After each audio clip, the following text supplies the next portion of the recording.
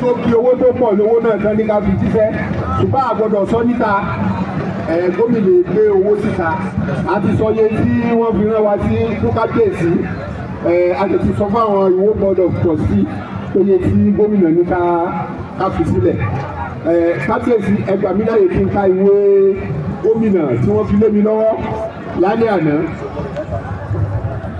I'm honored to attend the 2024 edition of the Osun Day celebration. I identify with the sons and daughters of this historical town as you celebrate other milestones within this community. I've attended several communal celebrations, and as your governor, I have several thoughts about how community development should be. Increasingly, our towns and villages need the involvement of stakeholders for development. We must grow a community of activists who see local development as their passion. Our towns and villages will no longer leave their comprehensive upgrade solely in the hands of the government. The best practice which supported growth of advanced society is for towns and villages to be development ready. In this sense, each town must be able to articulate its aspirations across sectors. Town leaders must set an agenda for the government of the day. The present practice of the government determining priorities for communities compel a top-bottom developmental priority. A bottom-top model is required to fully satisfy the needs of our people. Imagine a town confronting a political candidate with an articulated developmental agenda. A social contract is entered into which actually put the people on the driver's seat of governance delivery. My good people of Iwo, our administration is pursuing a low term behind governance agenda. In the last 2 years, our administration has touched all local government and federal constituencies.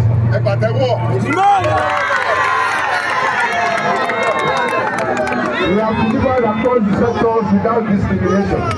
Our ideas in pursuit of good governance are equity, fairness, and fear of God. As a government, we have a first agenda for upgrading of our towns and villages. In this model, we factor in several indices which determine timing of project design and implementation.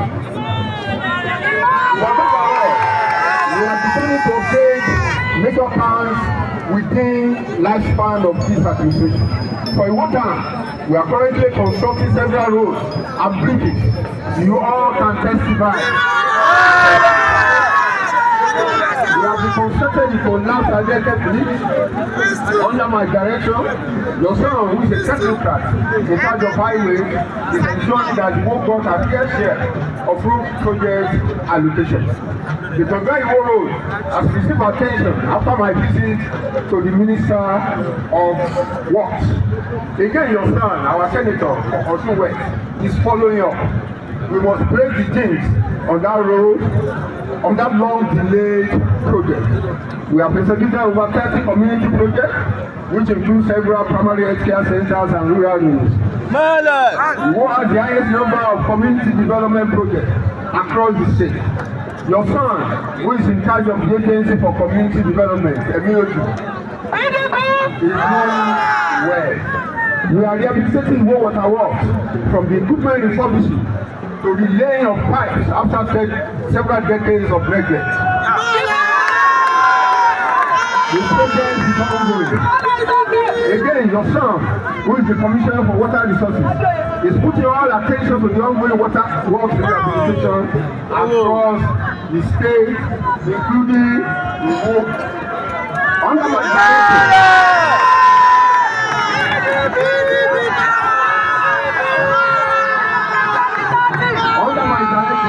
I'm happy to report that your son has secured the intervention of the federal government for Iwo water works in the 2025 budget.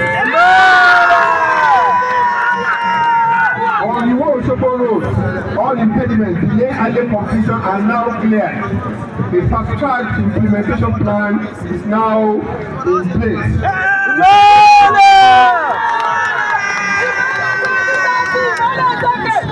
The contract contractor, who's your son, who also donated 1 million naira for Nwode. That's peculiar. You see, as you announced donation of 1 million naira. Contractor, who's your own son, we mobilize today to site January 2025. I want to assure you that our government will complete and commission that road within the lifespan of this administration. Now, there is an icing on the cake. In line with our commitment to equity and fairness, our administration has approved a dual carriageway for Iwo.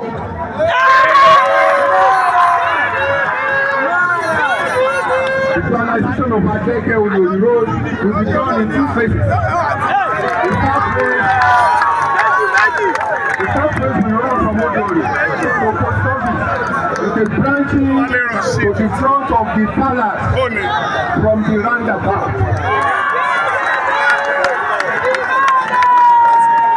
The second phase will run from the post office to Adeke Junction.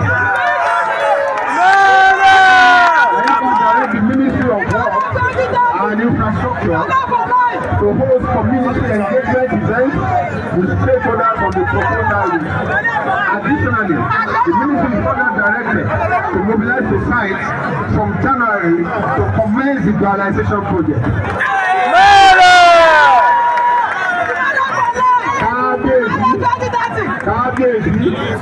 Other dignitaries, I'm full of joy to inform you that the dualized freeway will have full solar light from Odori to Adeke.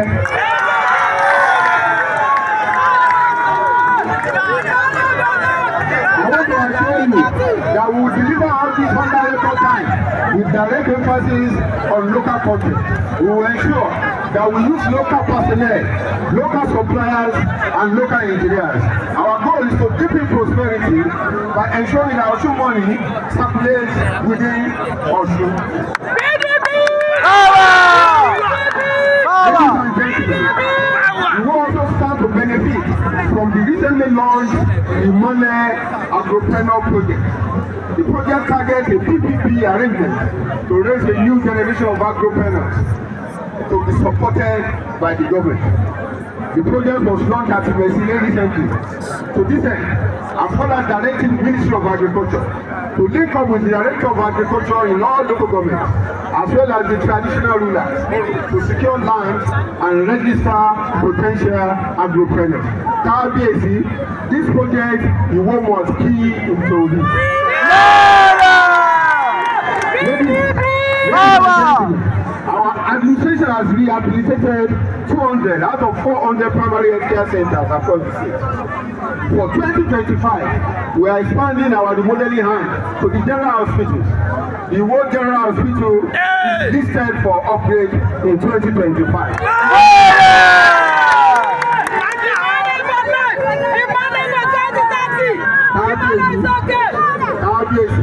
The world elders, our mothers, I know there are issues bothering many Osans and daughters. I was told you are worried about the stagnation of the city. This might be a base for progressive politicking. I feel your disappointment and frustration. But my administration has brought good news. You are not just hearing the good news, you are feeling it. Our government is a progressive administration, and I call on you to join me in this progressive train.